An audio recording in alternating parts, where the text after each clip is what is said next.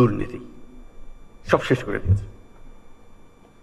স্বাস্থ্য মন্ত্রণালয়ের একটা কথা শুধু বললাম, একটা উদাহরণ, এই উদাহরণ সর্বত্র। যে কোনো পরীক্ষায় আপনারা দেখবেন বাংলাদেশ দুর্নীতির তালিকায় সর্বনিম্নে।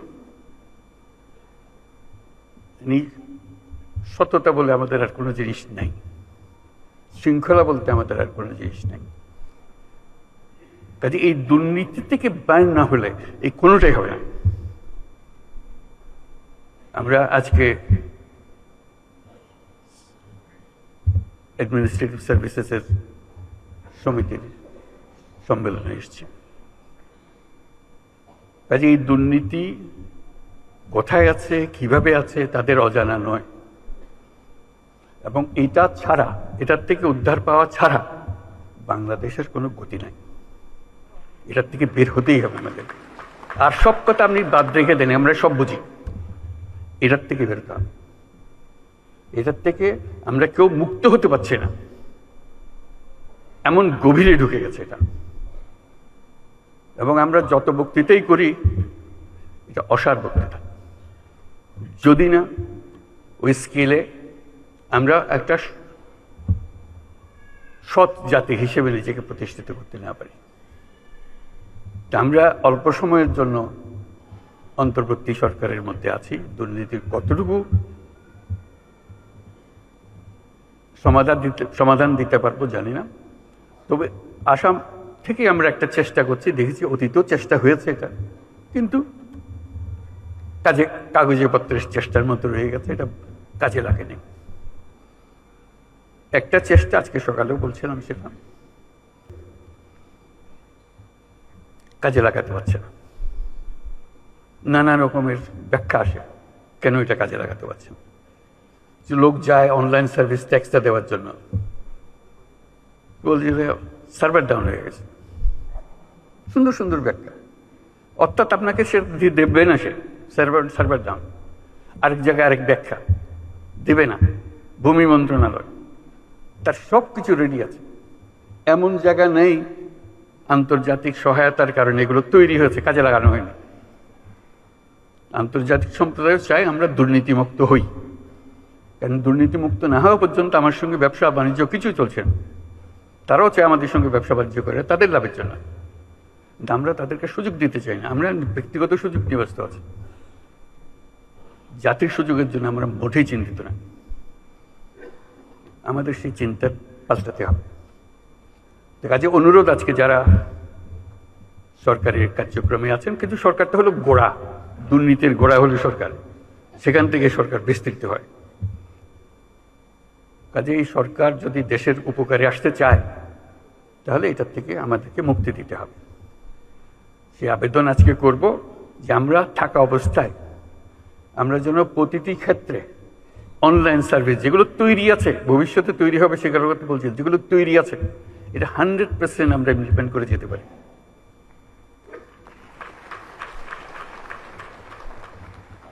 কেউ যেন এটা বাধা দেওয়ার জন্য আবার কোমর বেঁধে লেগে না যায়, কারণ কোমর বেঁধে লেগে যাওয়ার যথেষ্ট কারণ আছে। কারণ এটি দিয়ে তো তার যত কিছু সুযোগ সুবিধা তার পেত, এটা বন্ধ হয়ে গেলে তার হবে তাকে।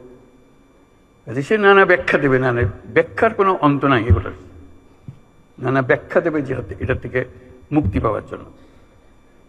আমরা তাদেরকে মুক্তি দিতে চাই না। আজকে সকালের মিটিংয়ে যেটা বলছিলাম, যে জেলা, যেহেতু ডিসি সাহেবদের সঙ্গে আলাপ করছিলাম, যে জেলাগুলোকে এখন আমরা স্কুলের রেজাল্টের মতো ফার্স্ট, সেকেন্ড, থার্ড, ফোর্থ করবো। কে ফার্স্ট হলো, কে সেকেন্ড হলো, প্রতি মাসে সেটা আমরা ফলাফল প্রকাশ করব।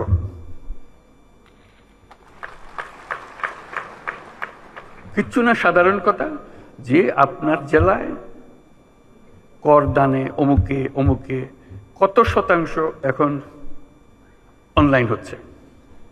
শুরুতে কম হবে, 5% হবে, সেকেন্ড 20% হবে, 15% হবে, হোক, আমরা সেটা সামনের মাসে কি হবে সেটার জন্য। এটা কি তার থেকে আর বাড়লো নাকি ওইখানে রয়ে গেল?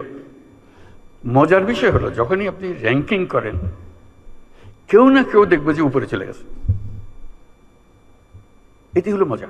কাউকে ওর শাস্তি দেওয়ার কিছু নেই, যে কম আছে তারা শাস্তি দেওয়ার কথা, যে ভালো করছে তাকে বাহবা দেওয়া, তাকে সবার সামনে দাঁড়িয়ে ফুলের মালা পরিয়ে দেওয়া, যে করেছে পাশে। তখন আরেকজনের মনে ঈর্ষা জাগে, ওর থেকে আমি অনেক ভালো করতে পারি, আমি করবে বা দেখিয়ে দেবো কি করে করতে হয়।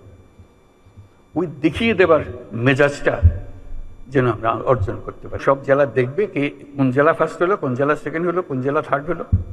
যারা উপরে থাকবে তাদেরকে আমরা অভিনন্দন জানাবো, যারা নিচে গেলো তাদেরকে উৎসাহ দেবো যে দেখো, চেষ্টা করে দেখো আর একটু উপরে উঠতে পারবে না, যাতে করে আস্তে আস্তে ওই 100%-এ চলে যেতে পারে। অর্থাৎ আমার জেলায় যে কোনো জায়গা যেখানে আমার অনলাইনের সিস্টেম আমাকে দেওয়া হয়েছে, আমি 100% এটা ইমপ্লিমেন্ট করেছি। এই প্রতিজ্ঞা আমরা আজকের সবাই নিয়ে নিলাম। দুর্নীতি কেবল আমাদের দেশে না, এবার জাতিসংঘের বৈঠকে যখন আলাপ করছি, তখন এক বৈঠকে ইউরোপিয়ান ইউনিয়নের যিনি প্রেসিডেন্ট উর্সুলা, তার সঙ্গে আলাপ করতেছিলাম। বললাম যে আমরা দুর্নীতিতে সাংঘাতিক অবস্থায় আছি, আমাদেরকে সাহায্য করতে হবে, কিভাবে আমরা দুর্নীতি থেকে মুক্ত হব, কি কি মেকানিজম আছে, কি কি টেকনোলজি আছে, যেগুলো আমাদেরকে দেখিয়ে দিতে হবে। উনি হাসলেন, বলে সমস্যাটা শুধু একা তোমার না। আমি যে কেন? বলে এই সমস্যা তো আমাদের ইউরোপিয়ান ইউনিয়নেরও। আমি খুব অবাক হলাম, আমাদের সমস্যা কোথায় আর ইউরোপিয়ান ইউনিয়নের সমস্যা কোথায়? উনি বলে যে দেখো তো, আমাদের বিরাট অসংখ্য দেশ, 27টা দেশ। এই 27টা দেশ যখন আমরা তাদেরকে প্রথম ইউরোপিয়ান ইউনিয়ন শুরু করে একজন একজন করে নিতে হচ্ছে, ঢুকাতে হচ্ছে, এবং আমাদের প্রথম প্রতিজ্ঞা হলো ধুয়ে মুছে পরিষ্কার না হওয়া পর্যন্ত ওইটাকে আমরা ইউরোপিয়ান ইউনিয়নে ঢুকাবো না। এখন যেদিকে যাই সব ভর্তি, দুর্নীতিতে ভর্তি, কাজে আমার ধোয়া মোছার কাজ করতে হয়েছে। এবার জঘন্য রকমের দুর্নীতিতে ভর্তি, তাকেও আমরা সাফ সুতরা করে ইউরোপিয়ান ইউনিয়নে নিয়ে এসেছি। এখন আমরা সবাই দুর্নীতিমুক্ত। ইউরোপিয়ানের সদস্য হওয়া মানে হলো দুর্নীতিমুক্ত, এটা আমরা নিশ্চিত। কাজে তোমরা যত রকমই করে থাকো, যত দুর্নীতি বলো, আমাদের সব জানা, আমরা তোমাদের সাহায্য করতে পারবো। আমি তার খুব আশান্বিত করলাম, আমি খুব আশান্বিত হলাম তার কথা শুনে। বললাম যে তুমি আমাকে উৎসাহিত করলে, এটা লেটস ডু ইট টুগেদার, আমাদের একটু সাহায্য করে। উনি বলে তোমার যা লাগে, আমার ব্যক্তিগত প্রতিজ্ঞা রইল, আমি উইল সাপোর্ট ইউ। এটা বললাম ওনার সাপোর্টের বিষয় না, দুর্নীতি থেকে মানুষ বের হয়ে এসছে, এটা সম্ভব, এটা অসম্ভব কিছু না, এটা বলার জন্য শুধু চেষ্টার দরকার, শুধু আমাদের প্রতিজ্ঞার দরকার যে আমরা এটা করব। এটা ছাড়া আমরা যত মিষ্টি কথাই বলি, সব অসার। দুর্নীতি থেকে আমাদের বের হতে হবে এবং শিগগিরই হতে হবে, অপেক্ষা করলে হবে না। অপেক্ষা করলে এই আমাদের সমুদ্রও কোনো কাজে লাগবে না, আমাদের পর্বতও কোনো কাজে লাগবে না, আমাদের তরুণদেরকে আমরা জাহান্নামে ফেলে দিলাম, তারা কোন জাহান্নামে চলে আসলো, এটা কারো মুক্তি পাবে না। এই দুর্নীতি যে কত রকম, আমি শুধু দিয়ে একটা বিষয় সম্প্রতি অভিজ্ঞতা অর্জন করেছি বলে বলছি। আরব আমিরাতে গেলাম, সংযুক্ত আরব আমিরাত। আমাদের লোকের কাহিনী বর্ণনা করেছিল তাদের অফিসে, বলছে আমরা তোমাদের কোনো ডকুমেন্ট আমরা বিশ্বাস করতে পারি না, এত ভুয়া। কাজের লোক হয়তো সে, কিন্তু সে সার্টিফিকেট নিয়ে এসছে মেডিকেল ডক্টরের সার্টিফিকেট। জলজন্ত আমরা দেখতেছি ডাক্তার হতেই পারে না, দেখা যাচ্ছে ডাক্তার না সে, কিন্তু সার্টিফিকেট নিয়ে এসছে ডাক্তারের সার্টিফিকেট। ওই ডাক্তারের সার্টিফিকেট নিয়ে চাকরি নিয়ে এখানে এসছে। আমরা কতটা বাছাই করবো? আমরা লজ্জায় মাথা হেঁট হয়ে যায় যে আমরা এটা কিছুই করতে পারতেছি না। আমরা চাকরি চাই, কিন্তু পরিষ্কারভাবে চাই। এরকম ভুয়া একজন যে চাকরি দিচ্ছে, তাকে আমি নিজেকে ডাক্তার বলে পরিচয় দিয়ে গেলাম, আসলে শেষ পর্যন্ত গিয়ে চাকরি দিব কোথাও, শুধু এখানে পার হওয়ার জন্য ডাক্তারের সার্টিফিকেট তার দরকার হয়েছে। এবং আমরা কেউ না কেউ তাকে এই সার্টিফিকেট দিচ্ছি, নিশ্চয়ই অর্থের বিনিময়ে দিচ্ছি। এবং এখানে বহু আছে, সেটা এজেন্ট আছে, সেই জোগাড় করে দেয়। শুধু একটা এজেন্ট না, এরকম বহু এজেন্ট আছে। এবং এইভাবে আমাদের বহু মেয়ে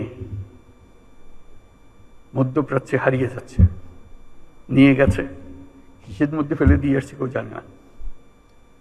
হিউম্যান ট্রাফিকিং এর কি বিষয়, বিভৎস বিষয়।